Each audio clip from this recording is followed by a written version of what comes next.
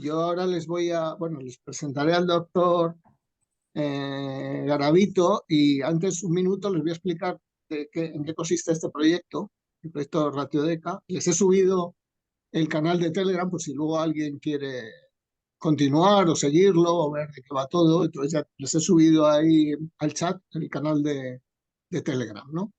Entonces, bueno, esto es una empresa que está situada en Madrid desde hace 5 años que se fundó y entonces tiene dos vertientes. Se llama Espacio RTDK, Ratiodeca. Todo el mundo lo conoce como Ratiodeca. Entonces, tiene dos vertientes. La primera, que es la que estamos ahora, en el espacio que estamos ahora, es un ensayo sociológico de complejidad, donde se mete información desde distintos ángulos, pero desde los tres ángulos, y basado en la ciencia se espera que de acumular información surjan ideas, es como un think tank, ¿no? Entonces, los tres ángulos desde donde se introduce la información, uno es el casi personal y creativo, que ahora llamamos espacio para la experiencia, otro sociológico, que es un espacio para el debate, y otro que es ecológico, que ahora empezamos a llamar espacio para el cuidado. Entonces, desde aquí introducimos la información como en una especie de tanque y se mezcla, digamos, ¿no? Eh, de toda la complejidad, pues esperamos que haya nuevas ideas y sobre todo que la gente participe, que pase de segundo observador a primer observador. Saben que estamos viviendo un momento crítico, que es una bifurcación de hecho, y en todos los aspectos sociológico, político, ecológico, y lo que se trata es de participar para poder definir entre todos el futuro, ¿no? Que no te venga dado, que de alguna forma pues poder dibujarlo, ¿no? Eso es el fin de la empresa. Luego tiene una segunda vertiente que llamamos otras culturas, donde mezclamos de alguna forma eh, toda la información que tenemos y la llevamos a otro sitio. Trabajamos con 4 países, estamos empezando a trabajar con 4 países, uno es Colombia, luego está otro en África, que es Togo, otro en Asia, que es Corea, y bueno, un centro en Europa que es Mar. Entonces, digamos que sería una especie de viaje, de intercambio, de relaciones con nosotros mismos, con la propia empresa que de alguna forma está establecida en estos 4 sitios.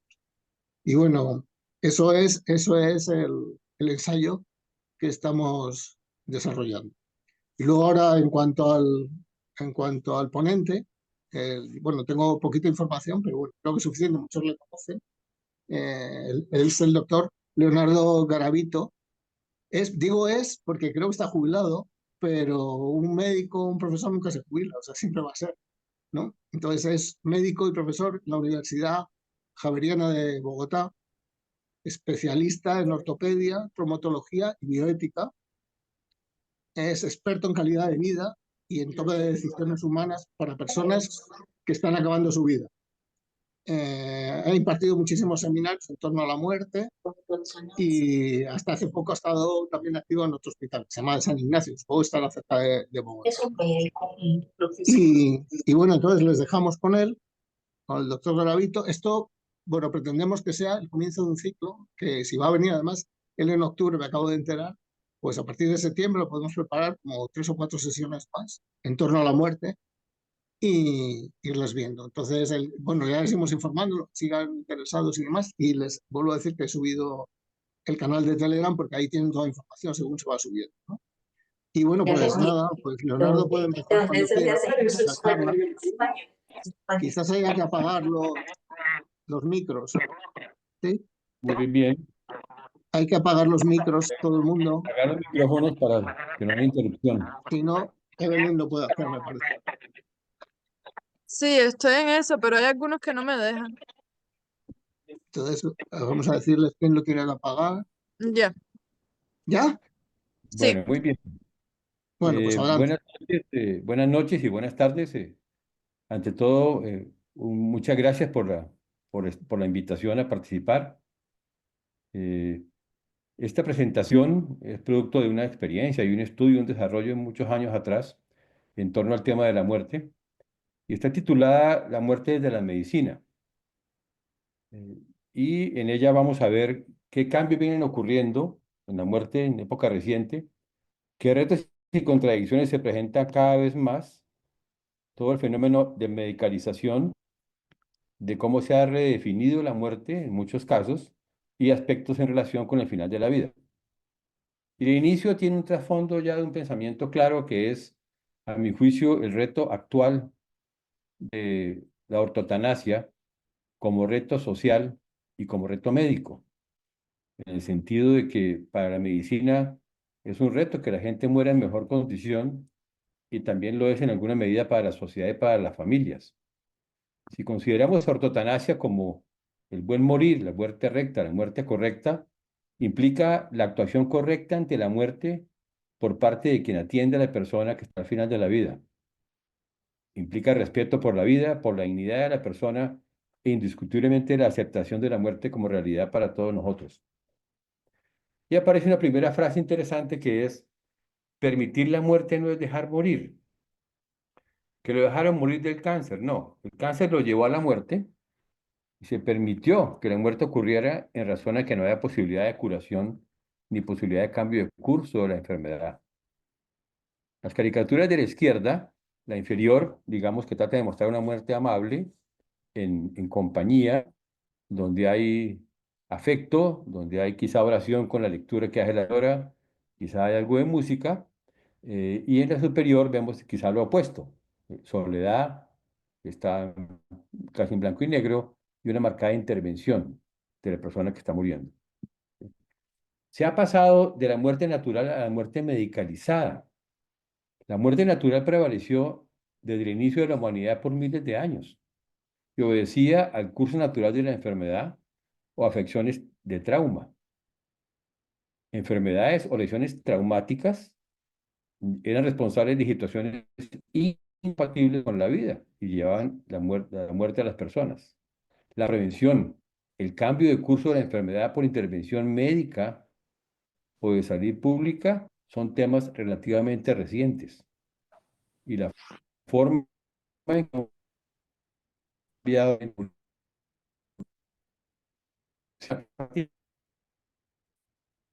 Vamos a acordarnos de los hace unos 5.000 años y vemos cómo la muerte ha cambiado seguramente en los últimos 200 o 300 años.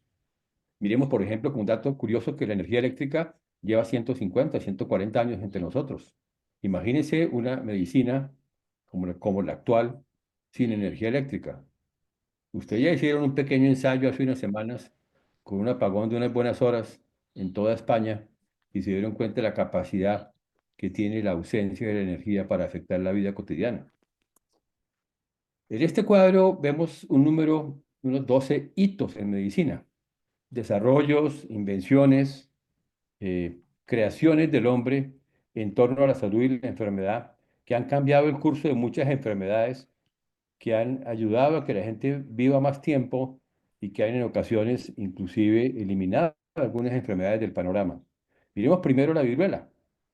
La vacuna de la viruela en 1796, que se asume que originó la viruela que en ese momento y que para la OMS en 80 consideró enfermedad erradicada. Entonces, el desarrollo tecnológico, en este caso la vacuna, logra erradicar una enfermedad como la viruela. El estudio de los patógenos de las bacterias es reciente, siglo XVI, siglo XIX. La anestesia. Imaginen todo el desarrollo de cirugía sin anestesia. Hubiera sido prácticamente imposible. La radiología y todo lo que tiene que ver con imágenes diagnósticas para el conocimiento de las enfermedades que padecemos. La radioterapia es 1900. El primer antibiótico no lleva 100 años. Imagínense temas de salud y enfermedad e infecciones sin antibióticos. La ventilación mecánica, que reemplaza la función vital respiratoria, también es bastante reciente. La insulina en el tema de la diabetes. Y la reanimación cardíaca, el masaje cardíaco, también es reciente. Todo el tema de trasplante de órganos, la diálisis, que reemplaza una función vital como la función renal, y terapias extremas como el ECMO, que en un momento dado puede reemplazar función ventilatoria y función cardíaca en un paciente críticamente enfermo. Aquí aparecen dos libros para gentes inquietas y curiosas como ustedes. Un primer libro, una novela histórica hermosa, escrita por Javier Moró, se llama A Flor de Piel, hace referencia a la traída de la vacuna de la viruela de España a América.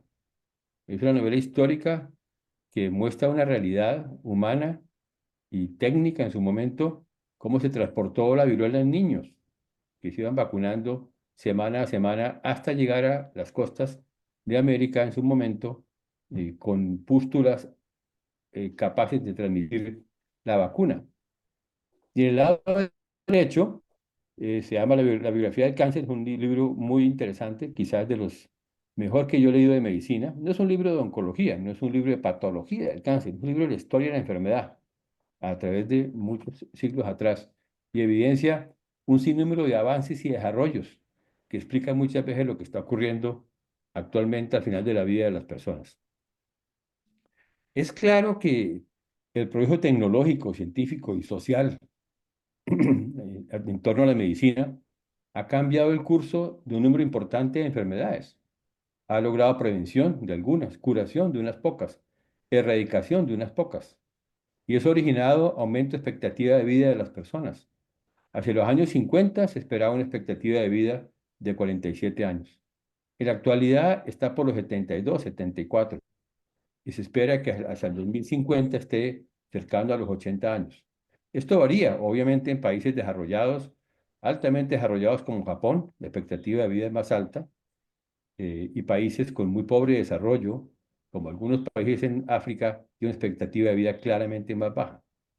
Sin embargo, este aumento de expectativa de vida, en razón a los progresos que estamos comentando, no ha ido de la mano con el incremento de la vida saludable.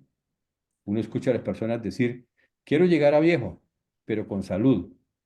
Estamos llegando a ser población vieja, pero no va de la mano de que estemos saludables. Hoy se habla más de envejecimiento saludable. ¿Qué hacer para envejecer de mejor manera?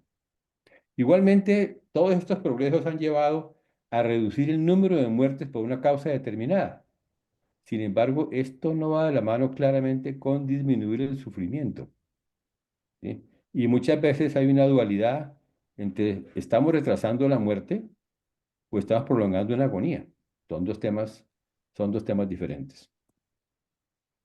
Aquí vemos grupos de enfermedades congénitas, infecciosas, cardiovasculares, traumáticas, endocrinas, y vemos cómo en la gran mayoría el conocimiento se ha incrementado de manera muy significativa. En algunas se ha logrado algún grado de prevención, sobre todo en las infecciosas con el tema de las vacunas. En la mayoría se logra un cambio de curso, ¿sí? En algunos grupos de enfermedades el cambio de curso es marginal. El tema de las congénitas, el cambio de curso realmente es marginal. En temas neurológicos o psiquiátricos también es un cambio de curso que muchas veces es mucho menor que el deseado.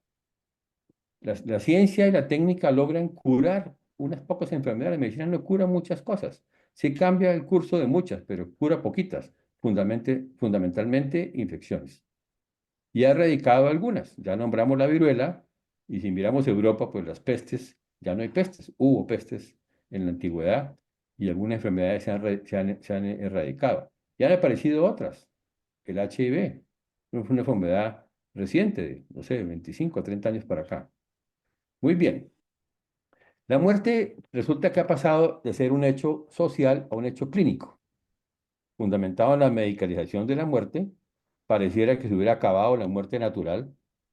El médico se departe entre su omnipotencia, creer que todo lo sabe, o la culpa de no lograr las cosas con los pacientes, y pareciera que la tecnociencia ha reemplazado a Dios. Cuando yo iniciaba mi práctica médica como médico general en un pueblo cercano a Bogotá, hace 40 años, era frecuente escuchar, doctor, lo que Dios quiera. Doctor, Dios dispuso, fue voluntad de Dios. Y me correspondió, hace unos años, al final de mi ejercicio en un hospital de alta complejidad en Bogotá, escuchar lo contrario. Doctor, ¿cómo es posible? Todo se puede. La ciencia todo lo puede ahora, ¿sí? Pareciera que la tecnociencia ha reemplazado a Dios y hoy las personas le piden a la ciencia lo que antes le pedían a Dios, ¿sí? Y se ha pasado en alguna medida de un paternalismo médico a un paternalismo técnico-científico. El fenómeno de medicalización en temas de salud y enfermedad, pues es obvio que ha mejorado la salud, temas de prevención, de disminuir sufrimiento, de aumentar la expectativa de vida y ha intervenido en áreas específicas de fertilidad humana, por ejemplo, de sexualidad, de belleza. Pero implica que algunos aspectos de la vida cotidiana, que no son enfermedad, que no son patológicos, son tratados como problemas médicos que requieren intervención médica. Y hay una expansión de las categorías médicas a patologías o patologías a situaciones que hasta ese momento fueron normales. Esa medicalización, en lo que tiene que ver con la muerte, implica una creciente tendencia a tratar la muerte como un problema médico, que pudiera ser evitado o gestionado mediante la tecnología y la medicina, en lugar de aceptarla como un proceso natural.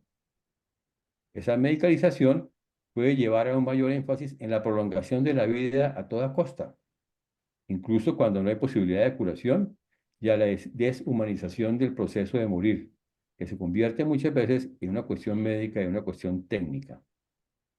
Es claro que muchas veces hay dificultad en los médicos tratantes de adaptar la muerte de sus pacientes. Esa medicalización ha transformado en alguna medida a la muerte como una enfermedad. Ha habido un énfasis en la tecnología y en las intervenciones.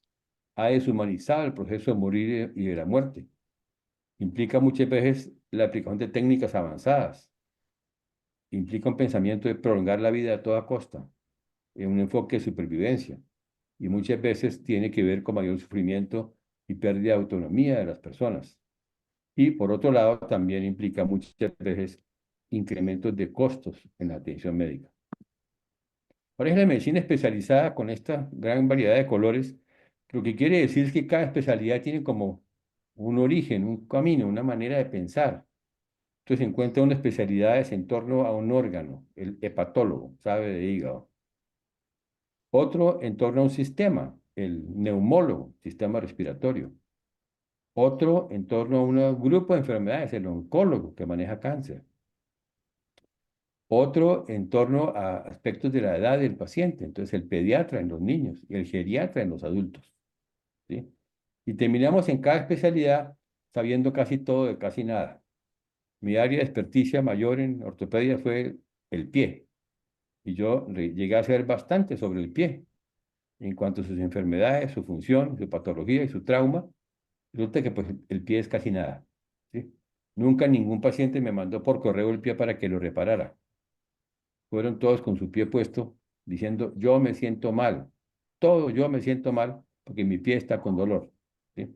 Y se nos olvida muchas veces que la persona es un todo, que su cuidado sobrepasa mucho al órgano o al sistema que como médicos detectamos como enfermos. Y origina que en pacientes severamente enfermos, sobre todo al final de la vida, cada especialista mira al paciente desde su ángulo y opina lo que se puede hacer, muchas veces con buen sentido y buena intención. Pero al hablar unos con otros, en conjunto, en la realidad del paciente, resulta que algunas decisiones que vienen tomándose ya no tienen sentido. Independientemente de todo esto, en muchas áreas del saber humano, no solamente en medicina, pues se confunde pensar con estar informado, ¿sí? Y hay dificultad en pasar del dato a la información, de este al conocimiento y de este al saber. Por otro lado, la ciencia y la técnica van más rápido que la ética. Nuevas realidades científicas y tecnológicas plantean nuevas preguntas éticas. Muchas veces el hombre ha desarrollado tecnologías. Miramos el tema de fecundación in vitro, implante de embriones. Luego de que se desarrolló esa tecnología, entonces se preguntó, bueno, ¿y ahora qué hacemos con los embriones que no implantamos? ¿Sí? Parece que lo imposible solo tardará un poco más. Parece que todo fuera posible para la ciencia y para la ética. Esta frase, este pensamiento de Antonio Guterres en la ONU hace unos años, anotó, y esto es válido para muchas disciplinas y muchas realidades de la sociedad contemporánea. Es una obscenidad. Hemos aprobado el examen de ciencias, pero no el de ética. La muerte clínica, durante siglos, fue el cese de la función cardiopulmonar. Se hablaba de signos vitales. Mientras hubiera pulso, respiración, temperatura, está vivo. Una persona estaba muerta cuando no había signos vitales. Pero hoy por hoy, la pérdida irreversible de la función cerebral en un individuo con corazón activo la reconocemos como muerte cerebral. Entonces podemos tener un individuo que está muerto para la ciencia y para la ley en muchos países, ¿sí? Pero que tiene órganos vitales y abre todo el espacio del trasplante de órganos vivos obtenidos de un individuo que está muerto. Y eso origina, entre otras, unas situaciones límites muy complejas que llevan a dudas, a debate, a incertidumbre. Todo lo que tiene que ver con la posibilidad tecnológica de reanimación cardiopulmonar, el masaje cardíaco, lo que tiene que ver con estados de mínima conciencia, cuando ha habido un daño cerebral por diferentes causas que llegan a originar que la función cerebral sea mínima, los estados vegetativos, una afección más profunda todavía, la muerte cerebral que estamos nombrando, y muchos aspectos al final de la vida que tocaremos más adelante. Igualmente, si vemos grupos específicos, podemos mirar la muerte en el recién nacido y preguntarnos cómo el principio de la vida compite con su propio final. Un individuo que nace con corazón para 70 años, pulmón para 80, hígado para 65, pero riñones poliquísticos que le duran 2 semanas. O la muerte en la vejez, cuando el final de la vida es un hecho natural. Cuando hacemos referencia a la reanimación cardiopulmonar, masaje cardíaco que todos hemos visto en las películas por lo menos, se llaman de manera equivocada resucitación. Bueno, la medicina no resucita a nadie. Implica el masaje cardíaco, el soporte ventilatorio, la desfibrilación cardíaca. Y ocurre que el imaginario social, que se crea por lo que se ve en el cine y en la televisión, hice una investigación muy bonita hace un tiempo donde se miraron muchas películas que aparecían paros cardíacos. ¿Qué pasaba con los paros cardíacos? Pues en el cine o en la televisión, de cada 10 paros cardíacos, 8 se recuperan. Y algunos de ellos se levantan y agradecen el masaje cardíaco. Mientras que la realidad clínica en los hospitales es opuesta. De 10 paros cardíacos, llamamos en el hospital presenciados, con atención médica inmediata, 8 mueren. Y 2 o 3 solamente sobreviven a la maniobra de reanimación. Y de los que sobreviven, suele morir uno muy pronto a la semana y otro quedar muy mal. Entonces, el imaginario colectivo social lleva 3 grandes cosas que no son ciertas. 1, que el masaje cardíaco es para todo el mundo. 2, que es obligatorio. 3, que funciona. 3 mentiras. No es para todo el mundo, ¿sí? No funciona y casi siempre deja al paciente supremamente mal. Todo lo que tiene que ver con reanimación cardiopulmonar está destinado para intentar evitar muerte súbita e inesperada, no como parte del manejo de final de vida. Hay todo un esfuerzo, digamos, médico y técnico para plantear modelos de cuándo está indicado una reanimación cardíaca y cuándo no lo está. La muerte cerebral, por otro lado, es la terminación completa e irreversible de toda función cerebral, usualmente por daño de circulación o hipoxia de la neurona. La neurona la mata la falta de oxígeno en pocos minutos. Implica la pérdida definitiva e irreversible de toda conciencia y de toda capacidad de pensamiento. La persona está muerta para la ciencia y para la ley. En Harvard se acuñó el primero término como coma irreversible. Su diagnóstico es fundamentalmente clínico, con ayudas para clínicas obviamente presentes cada vez más. Y cada país tiene su legislación al respecto y, como comentábamos, abrió el espacio de posibilidad para el trasplante de órganos. En la vejez, cuando el final de la vida compite se comporta como un hecho natural, resulta que estamos obligados a morirnos de algo. Se pregunta uno, ¿hay espacio para la muerte natural? ¿Cuál es el espacio de indicación, intervención diagnóstica o terapéutica en la vejez? ¿Cuál es el concepto de enfermedad en la vejez? Hablando con un geriatra, me explicaba, mire, la muerte por la vejez, que quien se muere de viejo, sin estar enfermo, ocurre que los órganos se van deteriorando a un grado que empiezan a ser no funcionales, ya no cumplir su función de oxigenación del pulmón, por ejemplo, o su función de bombeo de sangre al corazón, o su función de orina en el riñón. Y la suma de esa pérdida y deterioro funcional orgánico, no patológico, sino por deterioro funcional, nos lleva a la muerte en la vejez. La enfermedad en la vejez yo la entiendo como sobre un órgano que está deteriorado, que está fisiológicamente en desventaja. Por ejemplo, se asienta una neumonía en un pulmón de un paciente mayor, más de 90 años. Y esa misma enfermedad en un paciente joven con un pulmón sano sería recuperable, pero en un pulmón deteriorado fisiológicamente por la vejez no lo es y llega a la muerte, situación que ocurrió con mucha frecuencia en la epidemia del COVID allá hace unos años. Al final de la vida, sobre todo en enfermedad crónica, en cáncer, en enfermedad terminal, aparecen preguntas críticas. Los médicos nos encanta el diagnóstico. Entonces, entre más nombre, apellido, tipo, subgrupo, estadio, estamos más contentos. Sin embargo, esa es la realidad médica que manejamos. Sobre el diagnóstico, la primera pregunta: ¿se puede curar esta enfermedad, esta condición en el paciente? ¿Qué posibilidad tengo de curarla? ¿O tiene la ciencia de curarla? ¿Se puede cambiar el curso de la enfermedad?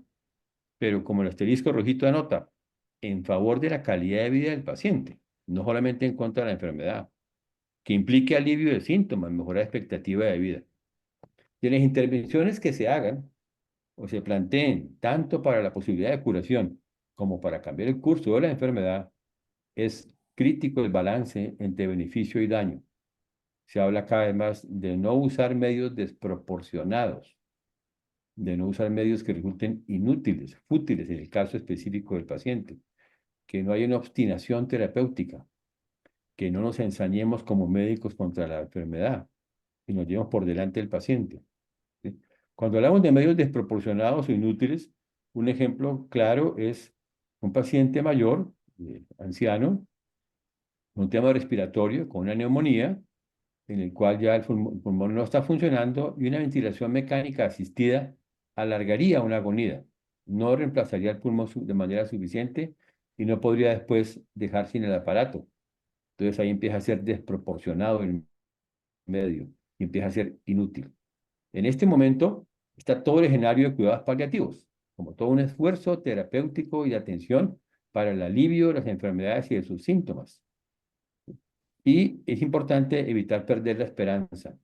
No la esperanza de no morirse, porque en un enfermo terminal, el enfermo sabe que va hacia la muerte y también la familia sabe que va hacia la muerte.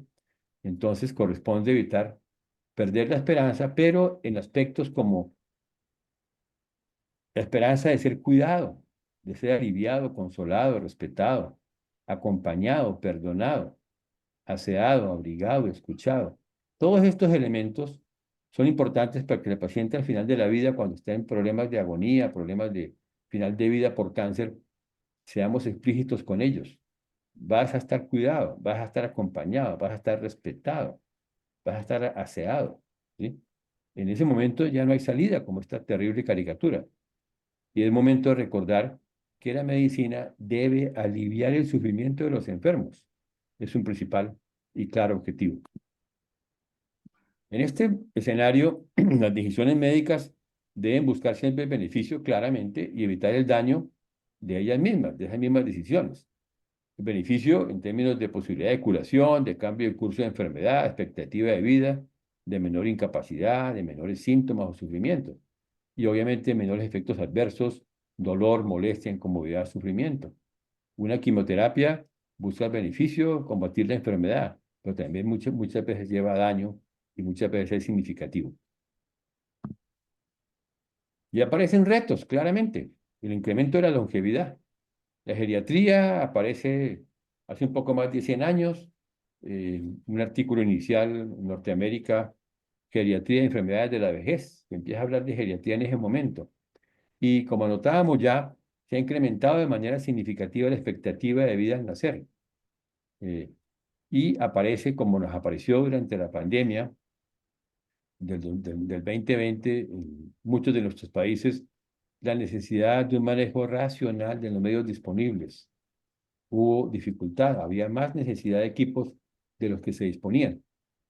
Y no trabajamos solos, hay otros actores, las aseguradoras, la investigación, la misma sociedad. Tenemos mayores expectativas sociales. La sociedad le pide a la medicina mucho más de lo que le pedía antes. tenemos pacientes más informados, más participativos, y hay todo un reto de comunicación para con ellos. Aparece el derecho de los pacientes, la autonomía de las personas y lo que yo he llamado la medicina a la carta. Es, yo quiero esto, doctor, pero no aquello. Yo recuerdo pacientes en que estaba indicada, por ejemplo, una amputación por encima de la rodilla por un daño arterial, los dedos del pie estaban negros, muertos, quitar su pierna, toda de arriba para que no se muera por esta pierna que está gangrenada. No, doctor, solamente los deditos. Eso hace un ejercicio realmente difícil. Eh, yo quisiera que alguien me dijera si me están oyendo, porque a veces no sé si me quedé solo. No, no, se está No yendo se bien. oye muy bien, doctor. Ni solo ni dormidos, bueno, eso está bien. Muy bien, se oye muy bien. Son, son dos riesgos, quedarme solo hablando o que se hayan dormido. Entonces, habiendo aclarado esos riesgos, seguimos. Es claro que alta tecnología y cuidado intensivo no siempre va de la mano con mejor calidad de vida. Terapéuticas como la quimioterapia y la radioterapia son nefastas para la calidad de vida en muchos pacientes. La diálisis es un procedimiento realmente muy duro. El ECMO, que reemplaza pulmón y corazón, también lo es. La colostomía, la amputación. Y habría muchos otros ejemplos que hacen referencia a que buscando el bien del paciente también le hacemos mucho daño, ¿sí? O hacemos cosas inútiles. El artículo publicado en el año 23 hace referencia a futilidad en cuidado intensivo, cosas que se hacen en cuidado intensivo que miradas retrospectivamente eran inútiles para la condición del paciente. Cuidado intensivo, que surge en los años 60 del siglo pasado, implica soporte y tratamiento, pero para pacientes potencialmente tratables y recuperables, no para temas de fin de vida. Y tener una cosa muy clara que es muy importante también tener. Unidad de cuidado intensivo no es sinónimo de muerte indigna. Se puede morir de manera digna y adecuada también bajo atención en cuidado intensivo. Existe una mala entendida eficiencia a toda costa. Grandes avances en procesos diagnósticos, terapéuticos, quirúrgicos y de intervención han hecho que se olvide que la muerte de un paciente muchas veces no es el mal resultado del ejercicio clínico. Esta frase es muy interesante. Lo que sería un mal resultado sería no evitar, cuando sea posible, una mala muerte. Eso hace referencia a la ortotanasia que nombramos al principio de la presentación. Lo que sería un mal resultado sería no evitar, cuando posible, una mala muerte. Muchas veces las intenciones al final de la vida terminan siendo excesivas. Aparece una joya de libro escrito por un español, médico, jesuita, eh, que hace referencia al título que es bastante claro: doctor, no haga todo lo posible. Es cada vez más frecuente que el mismo paciente le dice al doctor: no, doctor, no más. No haga todo lo posible. Yo ya no quiero quimioterapia, ya no quiero radioterapia. Ya entiendo que lo que tengo me lleva a la muerte y lo asumo, ¿sí? Y aparece el pensamiento de Saper Pisano, un periodista colombiano, pasa muchas temporadas en España, que anotó esta frase con motivo de la pandemia de los años 20. eh, Prefiero menos vida con más vida que más vida con menos vida. En pacientes que yo he acompañado al final de la vida, digo yo mejor personas que he acompañado porque no han sido mis pacientes, sino personas que he acompañado al final de la vida, recuerdo varios, pero recuerdo alguno con un cáncer muy importante de páncreas, cuya posibilidad terapéutica era una quimioterapia muy severa, con muchas posibles complicaciones. Él dijo: no, yo no me hago quimioterapia, prefiero pasar 2 o 3 meses razonablemente bien, la enfermedad vendrá y la asumiré, pero no quiero estar mal desde ahora con la quimioterapia.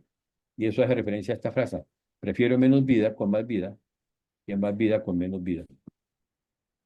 Entonces, en todo este contexto implica hacerlo razonable, considerar la verdadera indicación médica, muchas veces basada en la evidencia científica, considerar el beneficio a corto plazo y en la realidad del paciente. No se trata de no hacer, no se trata de limitar, se trata de hacer lo más correcto, con información pertinente de una realidad clínica y humana, y aceptar la incertidumbre y igualmente aceptar que estamos también abocados a las contingencias. Hoy se habla más de adecuar el esfuerzo terapéutico. Cuando uno habla de limitar, vamos a limitar la atención con tu abuelita. No, doctor, ¿cómo se le ocurre? Haga todo lo que pueda. ¿Cómo la va a limitar? No, vamos a adecuar.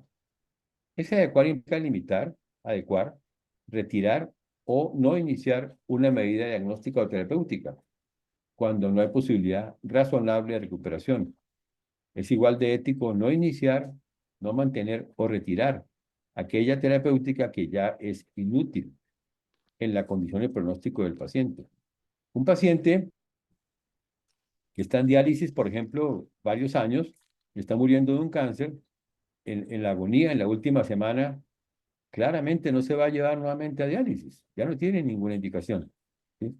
No es hacer todo lo que es posible realizar, sino hacer lo que se debe, lo que corresponde con la realidad y con la particularidad del paciente en su condición. Debemos estar en favor del paciente y no solamente en contra de la enfermedad, para evitar que al acabar con la enfermedad, acabemos con el enfermo. La pregunta de fondo que ya la planteamos al principio es, ¿estamos prolongando una vida o prolongando una agonía? Hay que tener precaución con esas terapias puente cuando no hay otra orilla. Entonces, la implantación de un respirador artificial en un paciente cuyos pulmones no tienen ningún futuro, nunca se recuperarán, nunca saldrá el respirador, no hay otra orilla, no se debe colocar el respirador. ¿Sí? Y igualmente hay que plantear posibles escenarios de intervención. ¿Qué pasa si hacemos esto o esto o esto? ¿Qué norte llegamos? La contraparte de la ortotanasia es la distanasia. Entonces, si pensamos que ortotanasia es el manejo proporcionado, el manejo razonable, racionalizar el esfuerzo terapéutico, adecuar el esfuerzo terapéutico y todo lo que tiene que ver con cuidado paliativo, incluyendo algo novedoso que se implementó en el hospital donde trabajaba yo hace unos años, el plan de atención al paciente en condición de fin de vida. Todo un esfuerzo de atención a la persona en las últimas horas o días de vida, cuando no hay posibilidad de cambio de curso de enfermedad, cuando no hay posibilidad de curación, el enfoque debe ser al máximo en el alivio, en el confort, en la compañía, en el respeto, en la familia presente, para buscar el mejor alivio, la mejor calidad de muerte. Y en la otra mano, pues queda la distanasia, obstinación terapéutica, ensayamiento terapéutico, futilidad como elementos inútiles en el paciente, y la mistanasia, que es la muerte en abandono. Es claro que la medicina no puede seguir el principio de sostener la vida humana de cualquier manera. No puede hacerlo por razón de dignidad humana, razón que también justifica el permitir morir de una forma humanamente digna. Cuando hablamos de enfermo terminal, y muchas veces la condición, su diagnóstico no es tan sencillo, hace referencia a una enfermedad progresiva sin posibilidad de tratamiento curativo o con capacidad de cambiar el curso de la enfermedad que lleva a la muerte en términos variables de semanas o meses. Esto debe considerarse ante la realidad de que la medicina no es una ciencia exacta. De hecho, pues quizá la medicina no es una ciencia, es un quehacer que articula y maneja un número muy importante de ciencias. En un escenario de incertidumbre y de contingencia, donde parece que la conducta prudente es la que conviene rescatar. Se pregunta uno, bueno, ¿por qué se sobretratan las personas al final de la vida? Y ese sobretratamiento al final de la vida probablemente puede causar más daño que beneficio. Entonces digo yo, caramba, la cultura médica, nuestra formación como médicos, ante cada hecho hay que hacer alguna cosa ante el paciente. ¿Sí? La dificultad de parte de los médicos, de muchos de ellos, de aceptar la muerte como algo inevitable. La falta de comunicación del grupo tratante, lo comentábamos con las diferentes especialidades. Presión de la familia, presión del paciente. La familia quiere que se muera, el paciente no quiere morirse, y el médico no lo quiere dejar morir. El tema de litigios legales existe también, muchas veces conflictos de interés y algunos aspectos económicos pueden participar en que se esté llevando a cabo en muchas oportunidades el sobretratamiento al final de la vida. En un documento muy bonito publicado en Lancet hace unos años, anotan condiciones para una buena muerte. De ninguna manera están en orden y de ninguna manera están completas. Muchas cosas pueden participar en una buena muerte, pero enumerémoslas. Control de síntomas, suena bastante obvio. Comunicación, muy importante. Respeto por rituales, culturas religiosas y espirituales. El alivio y la angustia emocional. El respeto por la autonomía de la persona. Muchas veces que el paciente muere en lugar que quiere morir. No prolongar agonías, eso es crítico. Permitir la conciencia de lo que está sucediendo, el apoyo emocional, no ser carga para nadie por parte del paciente y para muchos o para algunos el derecho a poner fin a la propia vida. Y entre aspectos críticos que no son pocos, vamos a mirar todo el tema de voluntades anticipadas. En Colombia está regulada, desconozco que sea así en España, no sé, seguramente también está regulada. Son documentos legales que una persona sana o enferma firma y anota lo que aceptaría o no aceptaría en una futura condición clínica. Son muy útiles al final de la vida para tomar decisiones. La posibilidad de que el paciente rechace la terapéutica, un derecho que tenemos que respetar de los pacientes. No acepto esta terapéutica, es válido respetarla. El esfuerzo debe ser de comunicación para que el paciente tome esa decisión adecuadamente informada. El llamado privilegio terapéutico, un concepto difícil de entender porque privilegiar hace referencia como a dar más. Este concepto hace referencia a que el médico debe, comillas, privilegiar, digo yo, modular la información al paciente de su enfermedad para que el paciente no sufra tanto. Una enfermedad progresiva, qué sé yo, un Parkinson, por ejemplo, una diabetes severa. Yo debo al paciente decirle la verdad de su enfermedad, no debo mentirle ni engañarlo. Igualmente debo modular para que no causarle más sufrimiento. Bueno, decirle, usted que está con Parkinson va a estar así y así, ya sabe, en 5 años, en 10 y en 2 está muerto. Eso genera mucho dolor. Aparecen escenarios al final de la vida. Queremos una prueba terapéutica o que usted participe en una investigación como paciente de final de vida. Entonces, prueba terapéutica e investigación son intervenciones que se esperan que sean benéficas en el paciente. La prueba se conoce que la intervención es útil en casos comunes del paciente y se desconoce que sea útil en él en particular. Y en la investigación se investiga un efecto de una intervención, se supone o se espera que sea útil en el paciente y aportaría sobre beneficio para el conocimiento científico. Hasta hace un tiempo se consideraba no adecuado que personas en final de vida participaran en la investigación. Hoy se piensa diferente. Hoy se piensa que la persona al final de la vida, en estados de cáncer y cosas de este estilo, la participación en la investigación les puede producir beneficio de sentirse útiles a un futuro para otras personas. Aparece todo lo que tiene que ver con el derecho a morir dignamente. Un derecho curioso porque nadie quiere morir indignamente, ¿sí? Pero se hace referencia a muerte digna como algo especial. Todo lo que tiene que ver con cuidado paliativo, que es de bajo cubrimiento a nivel general. Estuve mirando y en España incluso que tiene un desarrollo médico avanzado en su sistema, aún hay déficit de cuidado paliativo en muchos escenarios. La pregunta, ¿qué hacer cuando un paciente o un enfermo ya no puede decidir? Toda una gran pregunta. Todo lo que tiene que ver con los llamados códigos de no reanimación, de no hacer masaje cardíaco.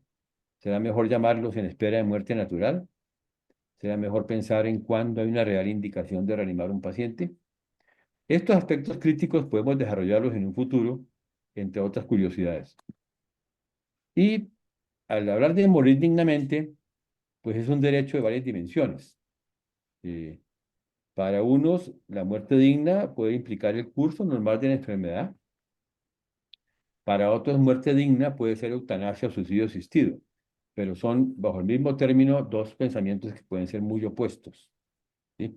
Para una persona creyente en una práctica religiosa, la eutanasia es inaceptable y no sería una muerte digna. Y para otro no practicante, no creyente, la eutanasia puede ser una muerte digna en cuanto a que él decidió su propio final. Aparece el tema del cuidado paliativo que ya hemos nombrado.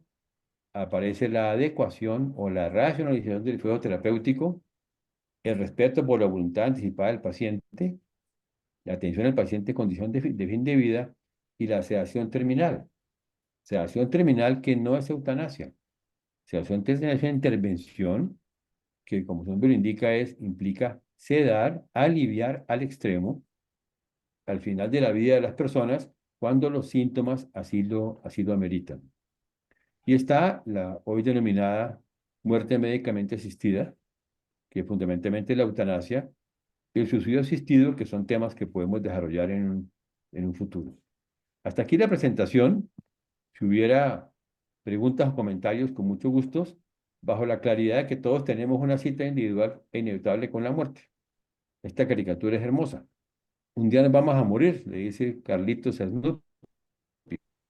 Contesta, cierto, Charlie, pero otros días no. Muchas gracias. ¿Hay comentarios o preguntas? Si alguien quiere preguntar, Lo primero que ahora todo agradecer, qué presentación tan interesante. Y pues yo creo que preguntas sí haremos, yo esperaré a ver quién sale primero.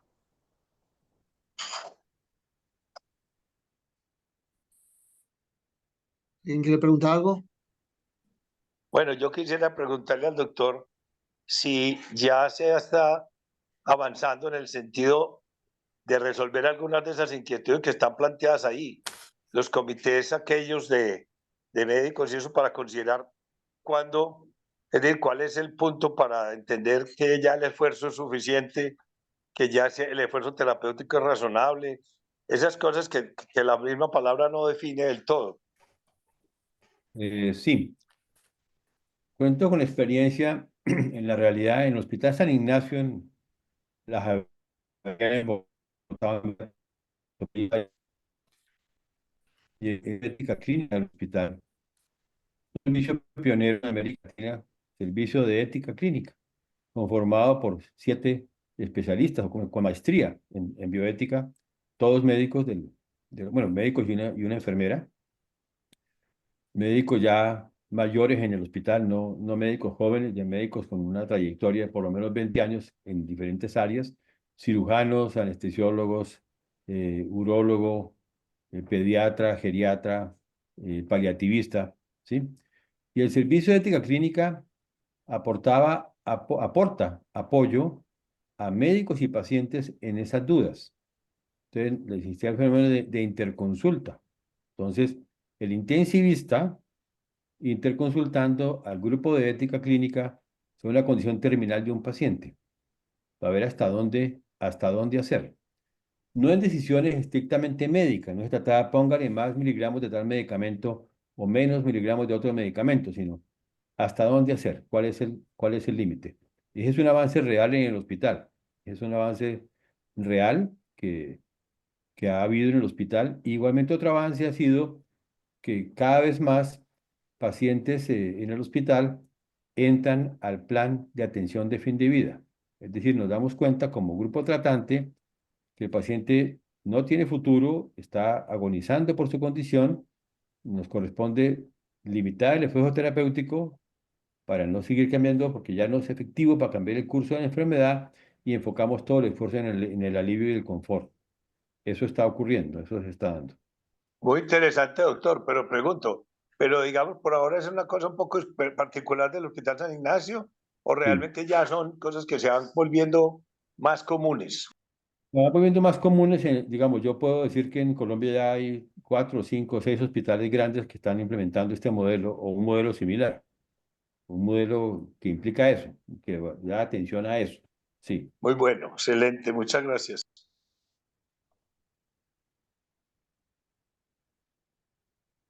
Quizás fuera interesante, como estamos en 2 países fundamentalmente, aquí, hasta donde yo entiendo, tampoco soy un especialista, pero aquí el mecanismo que se sigue es que, por ejemplo, un tratamiento de cáncer, si no da resultado después de quimioterapia, ahora un tratamiento oncológico, más o menos están tratando, y si no da resultado, ya prácticamente se deriva a lo que se llaman paliativos. Y a partir de aquí sí que se interesa llevar, es interesante llevar al enfermo a su casa y ya es tratado de forma personal hasta que acaba por esto que se llaman médicos paliativos. Este es el mecanismo en España, que supongo que será muy parecido ya al de Colombia. Sí, en ese aspecto, mi pensamiento es un poquito diferente a lo que ocurre en la realidad. Para mí, el cuidado paliativo debe estar presente en toda enfermedad desde el principio. Además de tratar, tenemos que aliviar al paciente. En cáncer, que es el ejemplo característico del cuidado paliativo, empezando luego el diagnóstico, el énfasis está en el diagnóstico y en la terapéutica, buscando cambiar el curso de la enfermedad o buscando la curación. Y el cuidado paliativo está apenas empezando, usualmente en temas emocionales, en temas de apoyo psicológico. A medida que la enfermedad avanza y no se puede controlar, a pesar de lo que se está haciendo, empieza a bajar la intervención terapéutica, por decirlo así, la quimioterapia y la radioterapia, y empieza a aumentar el componente paliativo para el alivio de los síntomas, hasta que el paciente queda mucho más en manos del cuidado paliativo, muchas veces en casa, que el cuidado terapéutico probablemente del oncólogo, para que sí funcione. Y luego otra cosa que también me ha interesado bastante es lo que se ha denominado privilegio terapéutico. Es decir, Sí, la información que se da, porque en España ha habido modas, diría. Al principio era ocultar la gravedad a toda costa para que el enfermo no sufriera y tal. Y luego hace unos años la moda fue decirle directa, crudamente, usted tiene tal, y no se puede hacer nada. Y ahora yo creo que está volviendo un poco la idea de esto, por lo menos modular, por lo que sí. yo siento, ¿no?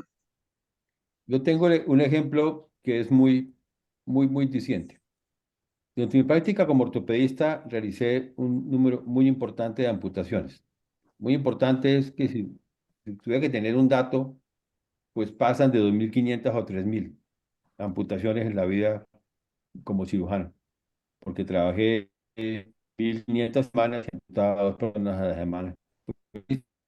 Va a 3.000. No hay mucho que discutir ahí. Y encontraba muchas veces pacientes diabéticos, cuya indicación de amputación era afección por diabetes de una pierna. Entonces, hoy por hoy se sabe que un paciente diabético que requiere una amputación de una pierna, la requerirá de la otra antes de 5 años, de una probabilidad cercana al 100%. Entonces, es inhumano que yo le diga a un paciente, debo amputar su pierna izquierda porque está enferma por diabetes y quiero decirle de una vez que la derecha se la voy a amputar antes de 5 años.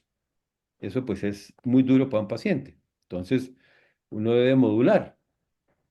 Su otra pierna también está en riesgo. Hay que hacer todo un esfuerzo para que su pierna tenga menos riesgo. Ya viene, no faltaba la verdad y la modulación. El paciente que me pregunta, bueno, doctor, me dice que me puede amputarla. Perfecto, ampútemela. Y que la derecha está en riesgo. ¿Qué tanto riesgo? Y ahí va la verdad.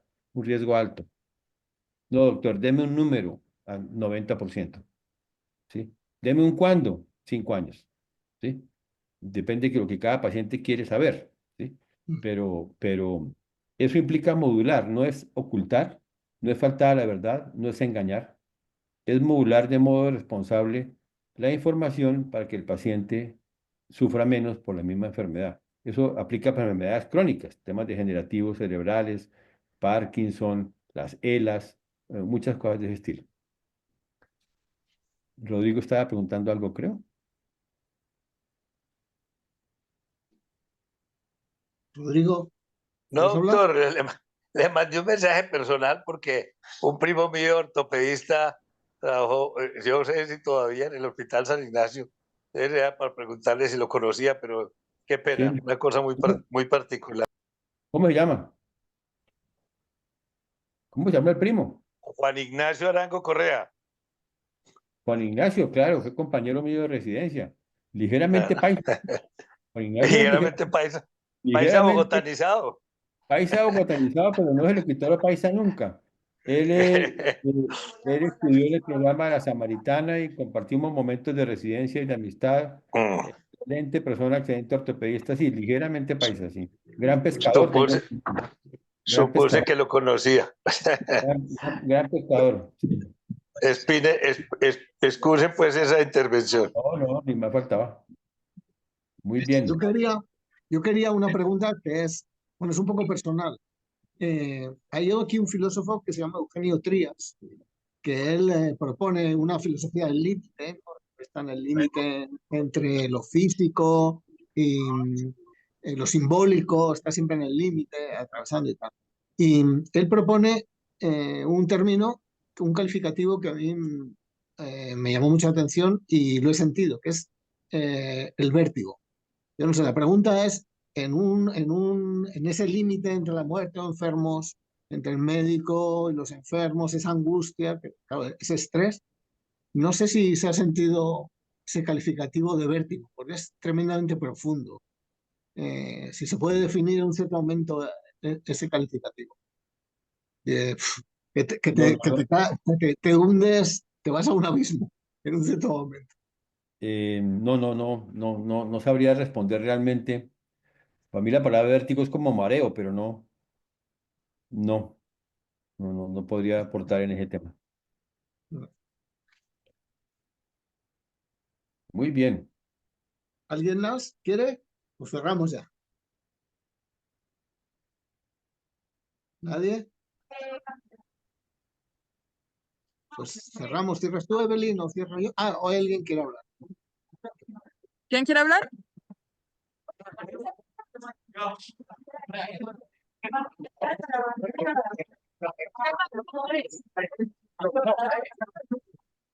No, parece que nadie, ¿no? Bueno, pues cierras tú, Evelyn. Damos las gracias al doctor. Nos veremos en el ciclo. Ha sido una preciosidad. Muy se puede buena la decir. Bueno, presentación, muy agradecidos. Muchas bueno, muy bien. gracias. Gracias, buenas tardes, buenas Muchas noches. gracias. Y Muchas buenas tardes a todos. gracias, muy interesante. Muchas Gracias, gracias. Joana, un abrazo. Muchas gracias.